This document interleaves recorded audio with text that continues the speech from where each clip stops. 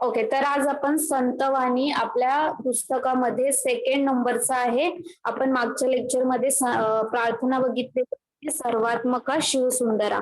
आज आपण संतवाणी बघणार आहोत. संतवाणीमध्ये 2 पार्ट दिलेले आहेत, अ आणि आ. तर आपण आज अ बघणार आहोत, भेटी लागी जीवा. ह्याचे लेखक किंवा कवी आहेत संत तुकाराम महाराज. आता संतवाणी म्हणजे तर त्यांनी भेटी लागी जीवा हा अभंग लिहिलेला आहे. तर ह्या अभंगाद्वारे संत तुकाराम महाराज काय म्हणत आहेत ते आपण बघणार आहोत. हे आहेत संत तुकाराम महाराज. आपण ह्यांच्याबद्दल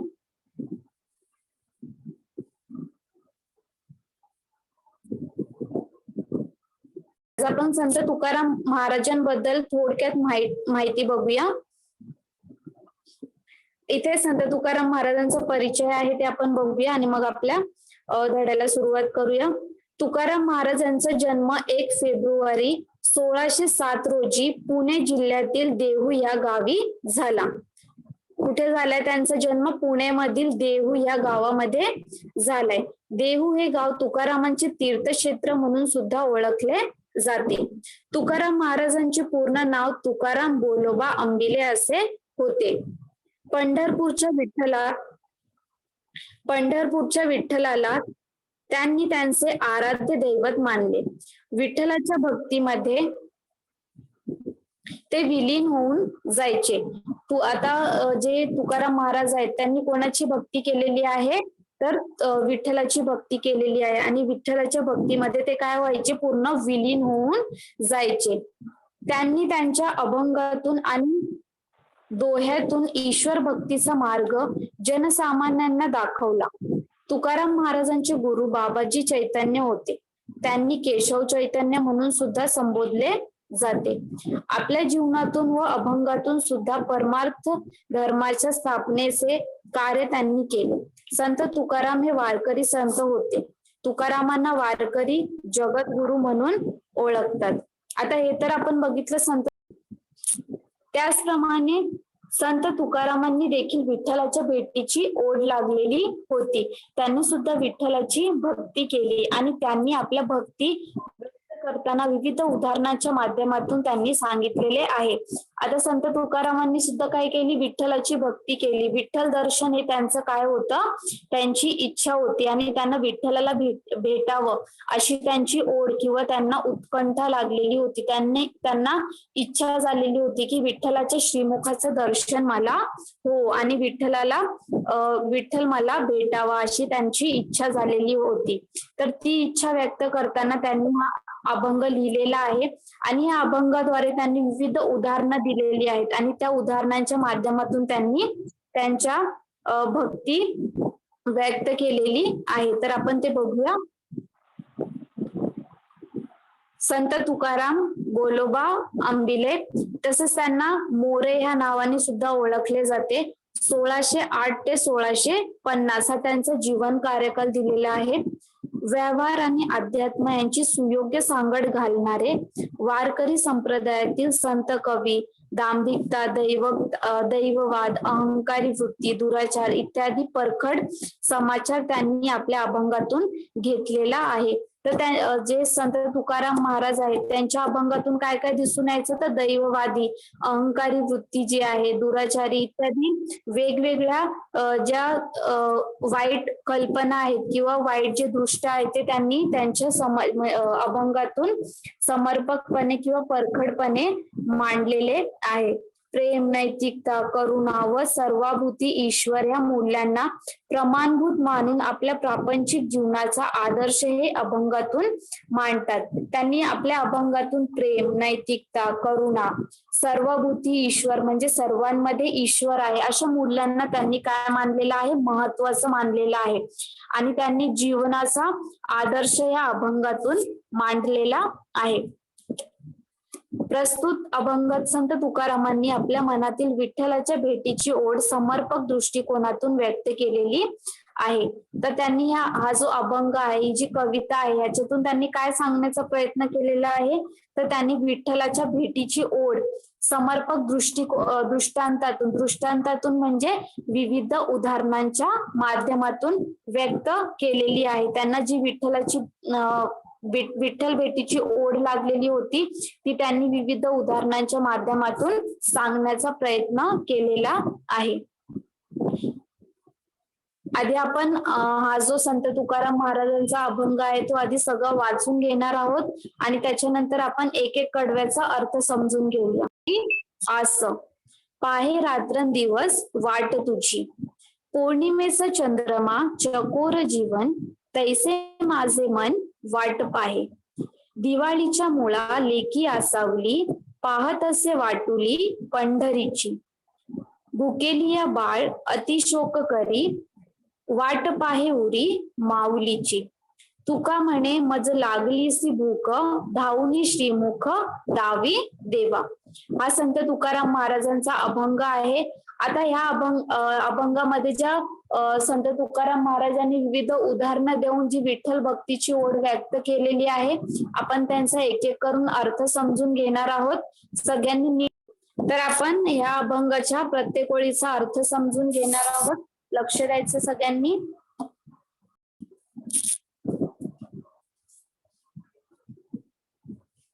भेटी लागी जीवा लागेलीसी आस, पाहे रात्रंदिवस वाट तुझी. इथे शब्दार्थ दिलेले आहेत. भेट म्हणजे गाठ किंवा भेटणे. पुढचं दिलेलं आहे आस. आस म्हणजे इच्छा किंवा अपेक्षा. जीवन म्हणजे आयुष्य. तैसे म्हणजे तसे. आता ह्या ओळींच्या माध्यमातून संत तुकाराम महाराज काय सांगतात ते आपण समजून घेऊया. संत तुकाराम विठ्ठलाला उद्देशून सांगतात की हे विठ्ठला, मला तुझ्या भेटीची आस लागली आहे. मी रात्रंदिवस तुझ्या भेटीची अतिशय आतुरतेने वाट पाहत आहे. काय सांगतायत संत तुकाराम की हे विठ्ठला, मला काय लागलेली आहे, तुझ्या भेटीची आस लागलेली आहे. आस म्हणजे त्यांना अपेक्षा किंवा उत्कंठा लागलेली आहे. त्यांना विठ्ठलाला भेटायचं आहे. तर मला तुझ्या भेटीची आस लागलेली आहे. मी रात्रंदिवस तुझ्या भेटीची अतिशय आतुरतेने वाट पाहत आहे. आतुरता म्हणजे काय, तर उत्सुकतेने काय करत आहेत, तर मी तुझ्या भेटीची, तू मला भेटायला यावं किंवा मी तुला भेटायला यावं, असं मला तुला बघायचं आहे आणि मला तुला भेटायचं आहे. मी त्याची आतुरतेने वाट पाहत आहे. ओके. तर संत तुकाराम महाराज काय सांगत आहेत की मला तुझ्या भेटीची ओढ लागलेली आहे किंवा आस लागलेली आहे. मी रात्रंदिवस काय करत आहे, तर तुझ्या भेटीची अतिशय आतुरतेने वाट पाहत आहे, असं त्यांनी ह्या ओळींच्या माध्यमातून सांगितलेलं आहे. पुढचं बघूया आपण. पौर्णिमेचा चंद्रमा चकोर जीवन, तैसे माझे मन वाट पाहे. हा आहे चकोर पक्षी. आता चकोर पक्षाचं उदाहरण देताना संत तुकाराम महाराज काय सांगत आहेत, तर संत तुकाराम महाराज असं शब्दार्थ दिलेला आहे, तैसे म्हणजे तसे. संत तुकाराम महाराज चकोर पक्षाचं उदाहरण देताना असं सांगतात की आपल्याला लागलेली विठ्ठल भेटीची ओढ पटवून देताना संत तुकाराम चकोराचे उदाहरण देत आहेत. ते सांगतात, ज्याप्रमाणे पौर्णिमेचा चंद्रमा हे चकोराचे जीवन असते, त्याचप्रमाणे विठ्ठल हे माझे जीवन आहे. त्यामुळे माझे मन त्या चकोर पक्षासारखे विठ्ठल दर्शनाची अतिशय मनापासून वाट पाहत आहे. जो चकोर पक्षी जो आहे तो काय करत असतो, तर तो पौर्णिमेच्या चंद्राची वाट पाहत असतो. पौर्णिमेचा जो चंद्रमा असतो, फुल मून बोलतो ना आपण, तर त्या पौर्णिमेच्या चंद्राची कोण वाट पाहतो, तर जो पक्षी आहे तो पौर्णिमेच्या चंद्राची वाट पाहत असतो. पौर्णिमेचा चंद्रमा हे चकोर पक्षाचे काय असते, जीवन असते. तर तो आतुरतेने पौर्णिमेच्या चंद्राची वाट पाहत असतो. तर ह्या ठिकाणी पौर्णिमेच्या चंद्राचं ज्या प्रकारे चकोर पक्षी वाट पाहतो, तर त्याचप्रमाणे चकोर पक्षाचे उदाहरण देताना संत तुकाराम असं म्हणतात की ज्याप्रमाणे पौर्णिमेचा चंद्रमा हे चकोर पक्षाचे जीवन आहे, त्याचप्रमाणे विठ्ठल हे काय आहे, तर माझे जीवन आहे. त्यामुळे माझे मन हे चकोर पक्षासारखे विठ्ठल दर्शनाची अतिशय मनापासून वाट पाहत आहे.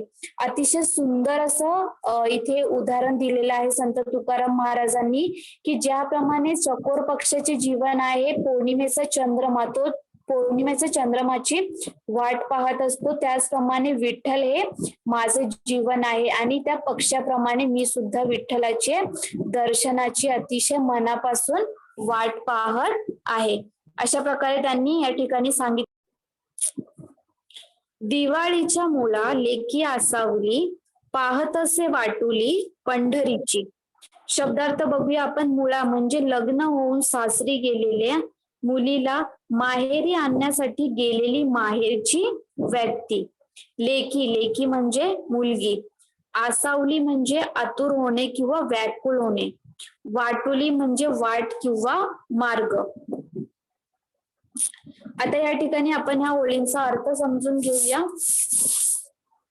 तर या ठिकाणी संत तुकाराम असं सांगतात की ज्याप्रमाणे सासरी गेलेली मुली दिवाळीच्या सणाला माहेराहून कोणीतरी माहेरी आपल्याला न्यायला येईल ह्याची अतिशय मनापासून वाट पाहत असतात, त्याचप्रमाणे हे विठ्ठला, मी देखील पंढरपुराहून कोणीतरी मला भेटीसाठी न्यायला येईल ह्याची आतुरतेने वाट पाहत आहे. आता लग्न होऊन जी सासरी गेलेली जी मुलगी असते ती काय करत असते, एखादा सण कोणता तरी यावा किंवा दिवाळीचा सण यावा आणि मला माहेरहून कोणीतरी, माझे भाऊ पप्पा कोणीतरी घ्यायला यावं याची काय करत असते ती, तर वाट पाहत असते की दिवाळीच्या सणामध्ये तिला तिच्या माहेरहून कोणीतरी न्यायला यावं. तर त्याचप्रमाणे विठ्ठल जे संत तुकाराम महाराज सुद्धा काय करत आहेत, तर अतिशय आतुरतेने वाट पाहत आहेत की पंढरपूरहून कोणीतरी त्यांना विठ्ठल दर्शनासाठी किंवा विठ्ठलाच्या भेटीसाठी कोणीतरी त्यांना न्यायला येईल ह्याची ते आतुरतेने वाट पाहत आहेत. तर या ठिकाणी त्यांनी लग्नाला गेलेल्या मुलीचं उदाहरण दिलेलं आहे आणि त्या उदाहरणांच्या माध्यमातून ते त्यांच्या विठ्ठल भेटीची आस किंवा विठ्ठल भेटीची जी त्यांना ओढ लागलेली आहे ती ते पटवून देत आहेत. तर या ठिकाणी ते सांगतात की ज्याप्रमाणे आपण पुढचं बघूया. भुकेलिया बाळ अतिशोक करी, वाट पाहे उरी माऊलीची. आता या ठिकाणी संत तुकाराम महाराजांनी काय केलेलं आहे, तर भुकेलिया बाळाचं उदाहरण दिलेलं आहे. शब्दार्थ आहेत भुकेलिया म्हणजे भुकेलेले, शोक म्हणजे दुःख किंवा खेद, उरी म्हणजे हृदयापासून. आता या ठिकाणी संत तुकाराम महाराज काय सांगतात, तर या ओळीचा अर्थ असा झालेला आहे किंवा या ओळीच्या माध्यमातून संत तुकाराम विठ्ठल भेटीची ओढ कशी व्यक्त करत आहेत ते आपण समजून घेऊया. विठ्ठल भेटीची आस व्यक्त करताना संत तुकाराम सांगतात, लहान बाळ भुकेपोटी अतिशय व्याकुळतेने शोक करते, म्हणजे रडते, तळमळत असते व आपली भूक मिटावी म्हणून आपल्या आईची अतिशय आतुरतेने वाट पाहत असते. तुम्ही सुद्धा बघितलेलं असेल, एखादं छोटं मूल किंवा छोटं बाळ जे असतं त्याला जेव्हा भूक लागते तेव्हा तो काय करतो, तर अतिशय व्याकुळतेने किंवा अतिशय व्याकुळतेने तो काय करतो, आपल्या आईची वाट पाहतो. का, तर त्याला जी भूक लागलेली असते ती भूक मिटवण्यासाठी तो रडतो, तळमळतो आणि काय करतो, तर आपल्या आईची अतिशय आतुरतेने वाट पाहत असतो. का, तर त्याला भूक लागलेली असते. तर त्याचप्रमाणे संत तुकाराम महाराज जे आहेत त्यांना सुद्धा काय झालेलं आहे, तर त्यांना विठ्ठल भेटीची भूक लागलेली आहे.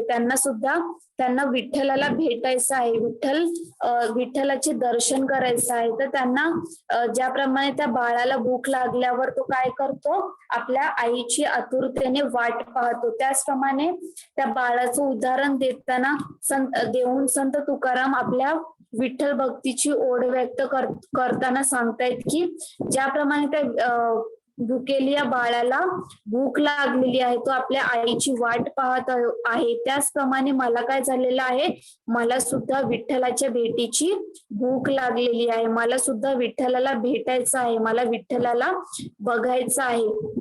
तर ही जी ज्याप्रमाणे त्यांनी छोट्या बाळाचं उदाहरण दिलेलं आहे त्याचप्रमाणे ते स्वतःची विठ्ठलाच्या भेटीची ओढ जी आहे ती व्यक्त करत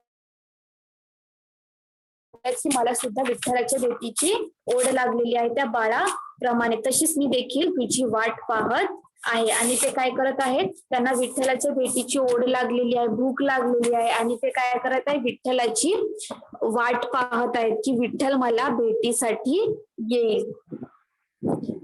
पुढे बघूया. तुका म्हणे म्हणजे लागलीसी भूक धावनी श्रीमुख दावी देवा. शब्दार्थ दिलेले आहेत. मज मज म्हणजे मला किंवा माझे, मुख म्हणजे चेहरा, दावी म्हणजे दाखवणे. आता या ठिकाणी कवितेच्या या अभंगाच्या शेवटच्या ओळी आहेत. तर शेवटी संत तुकाराम महाराज काय सांगत आहेत ते आपण समजून घेऊया. तर या अभंगाच्या शेवटी तुकाराम महाराज सांगतात की लहान बाळाप्रमाणे मला सुद्धा विठ्ठल दर्शनाची तीव्र भूक लागलेली आहे. अशा वेळी हे विठ्ठलाला विनंती करतात की हे देवा, तुझे श्रीमुख म्हणजे तुझे दर्शन मला व्हावे म्हणून तू माझ्यासाठी धावून ये. ते काय सांगत आहेत, विठ्ठल भेटीची जी त्यांना ओढ लागलेली आहे, जी भूक लागलेली आहे ती सांगताना किंवा विठ्ठल दर्शनाची तीव्र इच्छा किंवा भूक व्यक्त करताना ते काय सांगत आहेत की हे विठ्ठलाला विनंती करत आहेत की हे विठ्ठला तू काय कर, तुझ्या भेटीची मला ओढ लागलेली आहे, मला तुझी आस लागलेली आहे, तर तू काय कर, तुझे श्रीमुख म्हणजे तुझे दर्शन मला व्हावे म्हणून तू माझ्यासाठी धावून ये आणि मला तुझे दर्शन घडू दे. उदाहरणे देऊन संत तुकाराम महाराजांनी काय केलेलं आहे, तर विठ्ठल भेटीची जी ओढ आहे, जी आस आहे ती त्यांनी या विविध उदाहरणांच्या माध्यमातून व्यक्त करण्याचा प्रयत्न केलेला आहे.